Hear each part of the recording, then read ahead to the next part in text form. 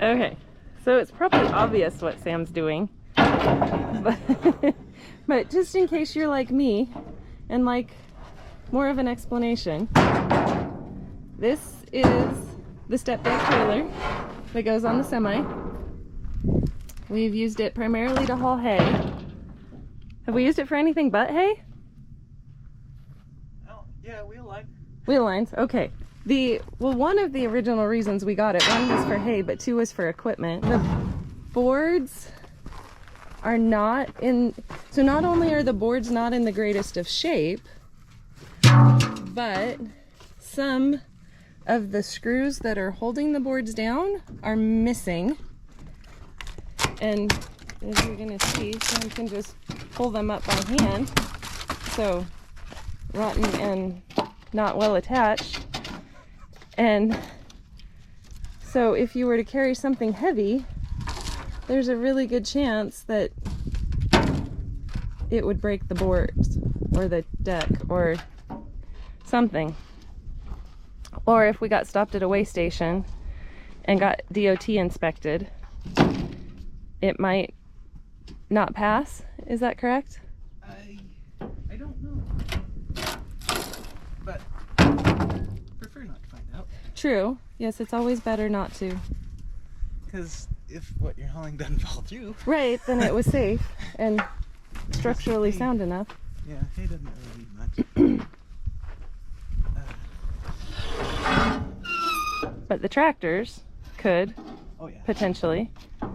And Well, it's like that one that we broke through boards that were about this shape. oh, the gooseneck? Yeah. Yeah. That's why we redid it.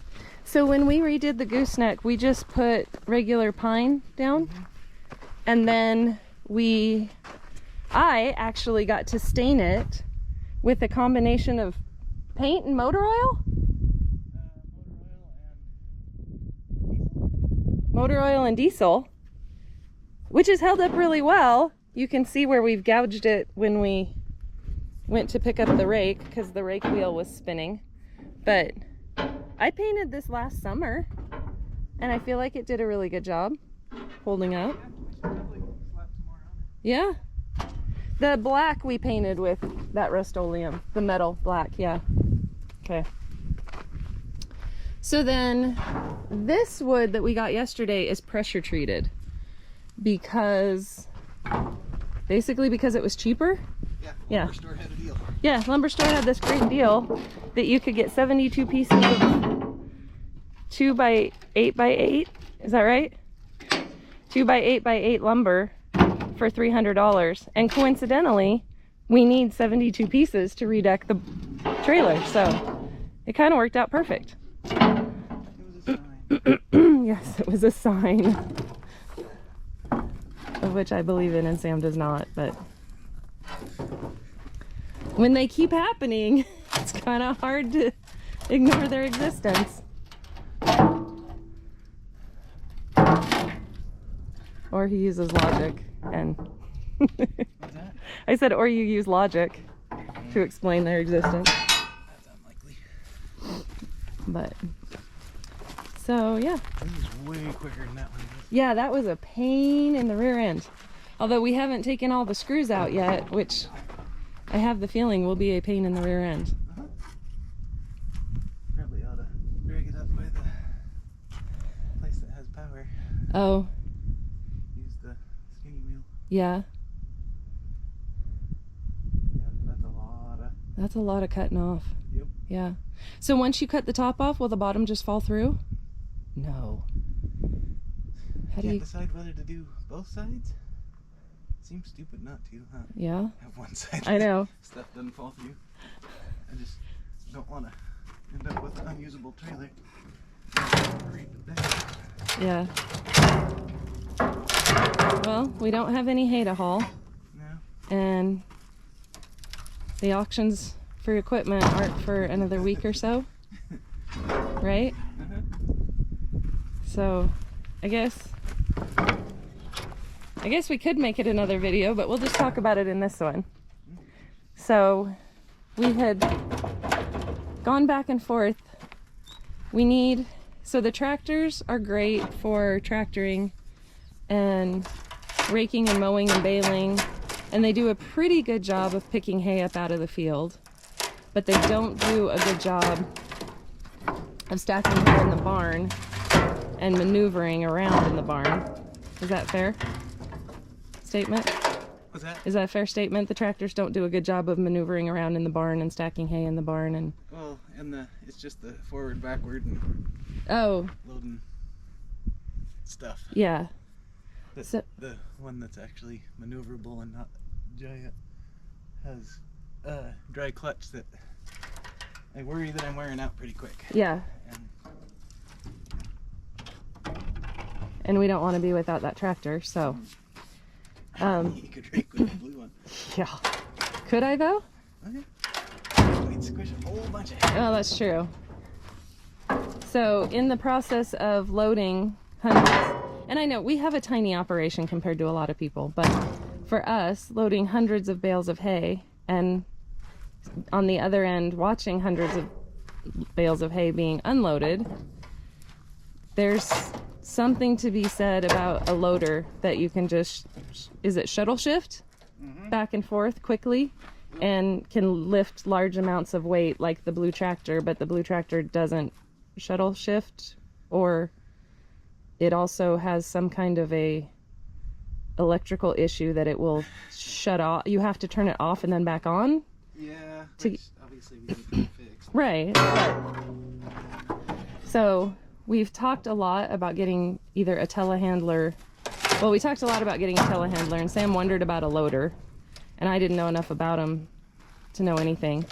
I thought the telehandler would be super handy for working inside the barn because they have a higher lift capacity, like they reach higher. So we could work on the top of the rafters that still need some work. We could work on the top of the barn that still needs some work, like the tin up there and the top of the trim, and all of those things we could do with a telehandler. And it would maneuver inside the barn, but it wouldn't be as helpful loading and unloading hay on the trailer. Is that what we decided? Yeah. Okay. Well, everybody with loaders just turn the wheel because they oscillate in the middle and they scoot the bale side to side. Oh, right. And a telehandler isn't strong side to side. Yeah, you have to move on either tractors, anything that's not articulated. Yeah. And then once we're done working on the barn, we shouldn't need that big of a lift, that big of a reach. So that's super awesome. And those things lift ridiculous amounts of weight. The loaders? Yeah. So if we're going to spend money on a piece of equipment, we need it to be useful. We would like it to be useful for more than one thing, which the telehandler would be as long as we're working on the barn, but once the barn's done, then it's really only useful for moving hay around in the barn, but not as useful for loading it on trailers. So all of that to say, I think we've decided that if we're going to spend money on a piece of equipment, a loader would be more useful. And if we need higher reach, we can rent a telehandler for a weekend or a scissor lift. Yes, because that got us all the way up to the top to do the 10 sides, so, and the rafter stuff on the inside. Yeah, we don't generally need to lift something super high. Yeah. Besides us. Right. Lift something heavier than us. Right. So we just need to lift a small amount of weight 20 feet in the air a couple of times. But we need to lift tons of hay multiple times. And the loaders seem to be super sturdy for beating around, which Yeah. occasionally happens. And we got to drive a couple of them yesterday loading the gravel and got to see how useful the articulation was, and just the amount of, like, those, you figure it was how many tons per bucket? 2? That first one was, 2 scoops, and it was about 6 tons. Yeah, so about 11 and change. Yeah. 1,000. So roughly 3 tons per bucket. That's kind of a lot of weight on a piece. I mean, I don't...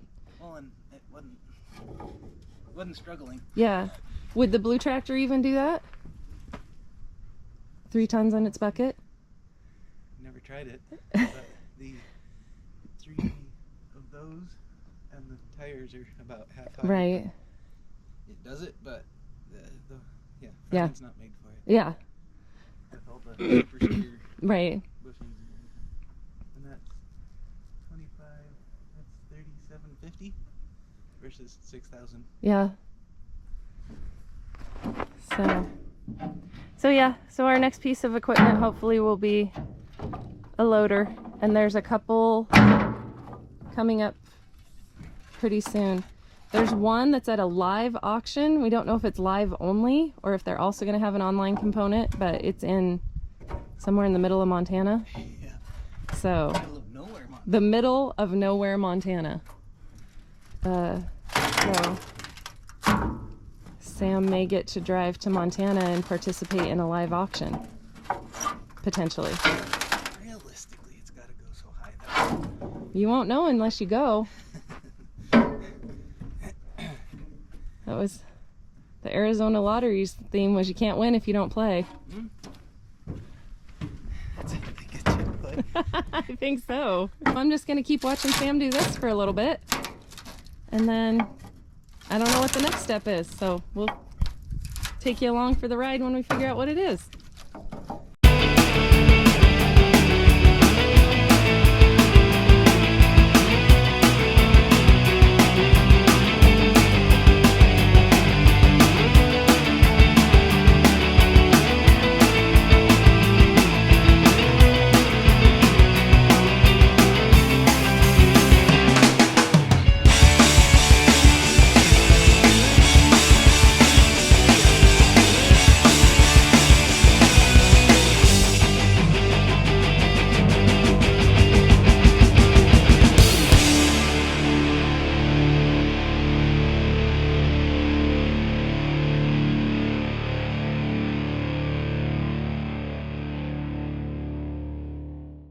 So this next part of the video is showing some of the work kind of out of order. Sam didn't film himself cutting off the screws, grinding off the paint, or painting the frame. He just filmed putting the new boards on the deck. So this video will be showing that part, and then the next part of the video will be the work on the other side of the trailer, cutting all the screws off, grinding all the work that went into the prep before he could put these boards on.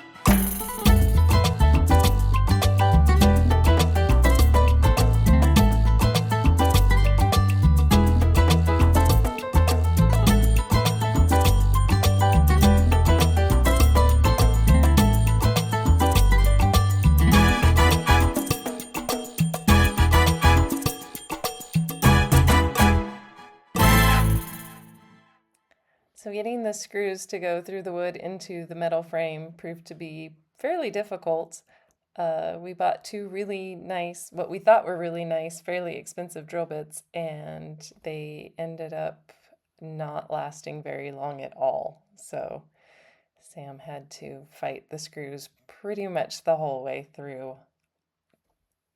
the last section of boards. So that's what it looks like getting the new boards on the deck, and we'll show you the rest of it in the next video. Thanks for watching.